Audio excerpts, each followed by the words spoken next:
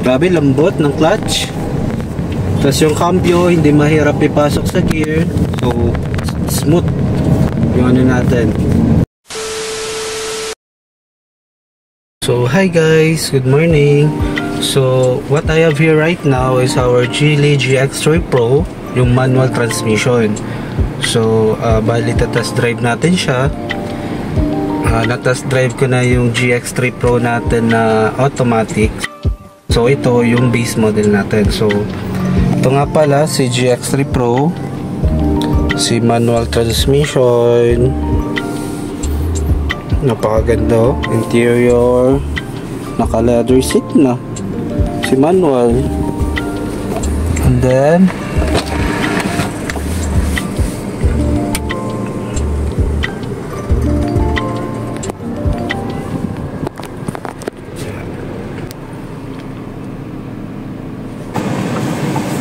so samahan nyo ka guys, let's go.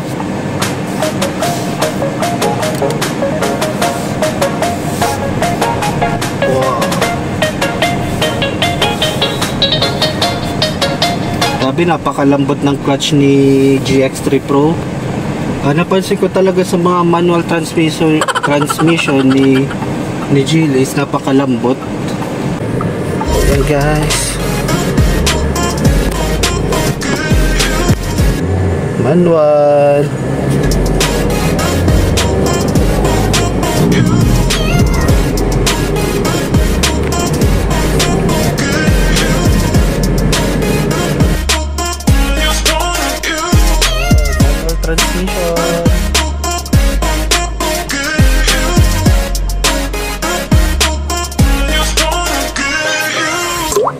The new all Geely GX3 Pro manual transmission.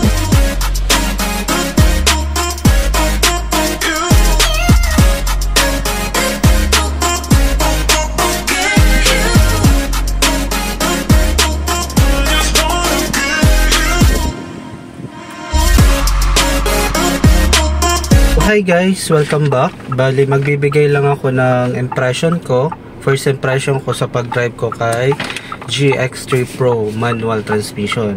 So first na napansin ko talaga is yung clutch niya, napakagaan, napakalambot rather. Every time pinapasok ko yung gear, sa shifting natin is napaka smooth ng shifting natin. So yung steering wheel is ayun pa rin, electronic power steering pa rin tayo. So napakalambot, napakagaan. So ano pa ba, smooth naman yung ano natin, driving experience, kasi ano lang talaga to si GX3 Pro, sa category niya na hatchback is napakagaan niya.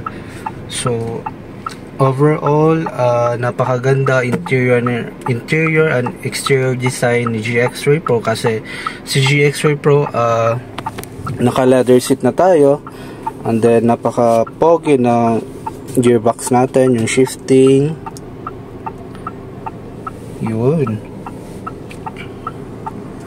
So ayun lang masasabi ko. Overall impression ko kay GX3 Pro is napaka solid, napakaganda niya.